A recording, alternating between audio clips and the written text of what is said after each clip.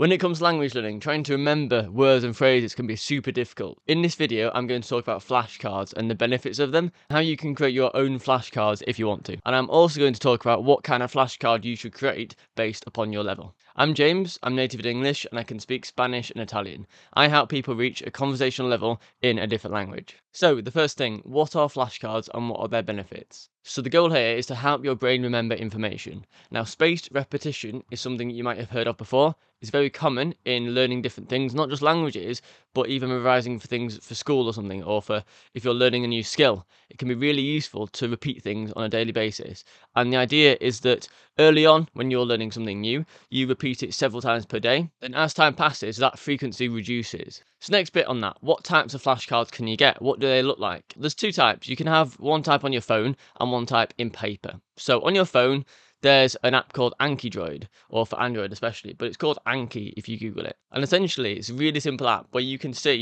add a new word and have one version of it in your target language. Say if I'm learning Spanish, then below that you can write it in English. So you might write the word, for example, for hot. So I might put in English, hot. Then for Spanish, calor. Then as soon as you've done that, save the word and add a few of these words. And what you do next is you go on a separate bit of that app where you can review these words.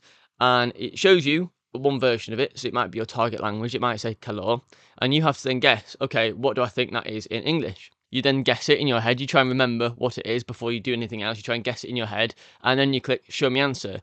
And if you could see the answer and it's correct, and you knew it, then at the bottom you can see options that say how well you know it. If you found it was hard, then it will suggest that you learn that again very shortly, because that's how your brain can remember it best for the future. But then on the other hand, if you say that you found this word easy, the app will make it so that you don't see it for a longer period of time. So it might be a week or a month later, because you said that this is easy, so obviously you know it, so you don't need to see it as frequently. So that is that version. On the other hand, you can use paper. Literally, you can use an A4 piece of paper, cut it up and start writing down common words and phrases that you want to know on it or that you're using on a regular basis. So once you've written out these words on a piece of paper, you can then cut that paper up and use those words, and on the back of them write the English translation. So on one side you've got the target language, on the other side you've got your native language. And this way, you've got a lot of little slips of paper that you can see. On one side, you've got the target language, other side, your native language, and you can make a little pile of them. And once you've done that, you'll now have a pile of flashcards. Now, on to my second point. What should you write on these flashcards? So let's break this into two parts. Part one is if you're new to the language and you don't really know much of it.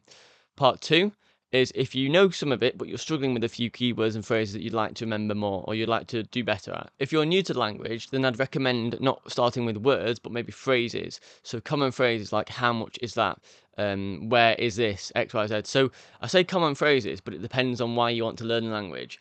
If it's, for example, you want to go into a restaurant and you want to order some food or drink and you want to get by in that situation, then do common things like how much is that, or I would like this please, or can I have a beer? That sort of thing really. Common things that you would expect if you walked into a restaurant or into a bar and you wanted to ask questions or to order your own food. And the reason behind this as well is because if you're new to a language and you can remember a phrase in itself as one unit, as one item, then you don't have to worry about the grammar because it's already made for you. If you say where is the bus station, if you remember how to say that, you don't need to know why that phrase is constructed in that way grammatically. You can just say it as it is and you'll be understood. The other side of this is what if you're not new to a language? What if you already can speak a bit of language but then you're struggling with things? Well, in this case, write down words or phrases that you struggle with and also include context in it. So if you want to say I used to play guitar, write it down like that so you can see the tense of I used to and then play guitar. And it'll help you get past that block of, oh, I can never remember how to say this in the past tense, or I can never remember this grammatical rule.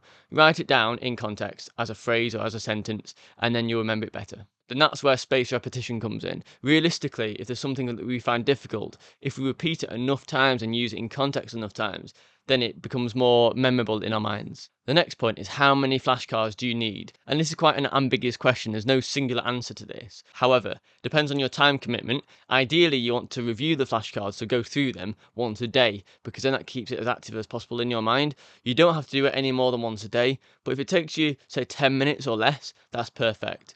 With this being said, 30 flashcards is a good point to start with. This is enough to allow you to see progress through using the flashcards on a daily basis, but it's not too much that it overwhelms you. If you're using, say, 100 flashcards, then if you come to a certain day when you're going to review the flashcards, you might be put off because it takes too much time. You might think, oh, I've got 100 flashcards there. I've not got time now. I need to do other stuff. Not got time. However, if there's 30 and it takes you, say, 5 minutes to do it, then that 5 minutes is easy to fit around your lifestyle. It's easier to tell yourself, yeah, I can do this. I've got 5 minutes quickly now, and then go through them. And then that would massively add up over time. However, you will find that as you understand words and phrases more easily over time, and it becomes obvious to you a certain word, maybe if you're learning Spanish, the word for hello is hola, many people already know that. And if that's super easy for you, then get rid of that flashcard. You now know it. The flashcard has done its job and you don't need it anymore. So over time, your flashcards will change. You'll take away the ones that you already know, and you'll add new words that you don't know.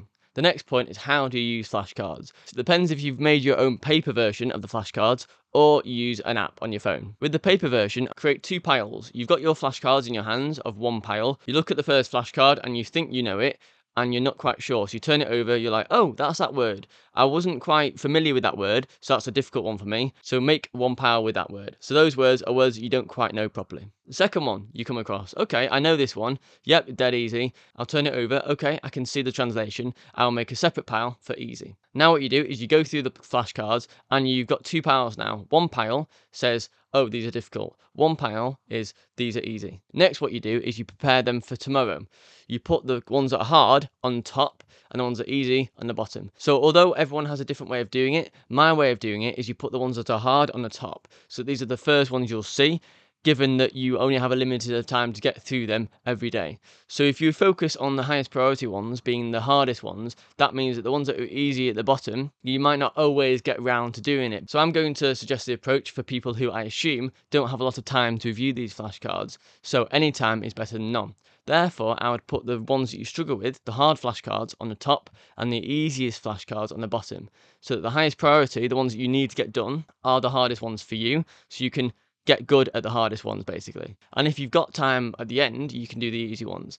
Then, gradually, the next day, you'll find some of those hard ones a bit easier. So then, it's time for you to decide, should this card go in the hard pile or the easy pile? However, with the electronic version of the flashcards on your app, on Anki, for example, that does it for you. So if you see a word and you know it, you can mark if you find it easy or difficult. And the app itself will apply a timestamp onto it and work out when to show you it based on how frequently you've seen it and also how difficult you found it last time. So that will do the hard work of categorizing it into hard or easy for you. So ultimately, the type of flashcards that you create is up to you. If you prefer writing words down and looking at them like that on pieces of paper, that's absolutely fine. Do it that way. However, bear in mind that if you're out and about, if you have the app version, you can do it when you're just queuing for something or in your spare time. It's easier to fit the app version of the cue cards around your lifestyle. So that's it. That's my say on how you can use flashcards to help you learn words and phrases that you might struggle with, or if you're just starting out with language and you want to learn a lot of things quickly, or maybe you're more advanced and you just struggle with a few words or phrases or some grammatical rules around different things you're learning.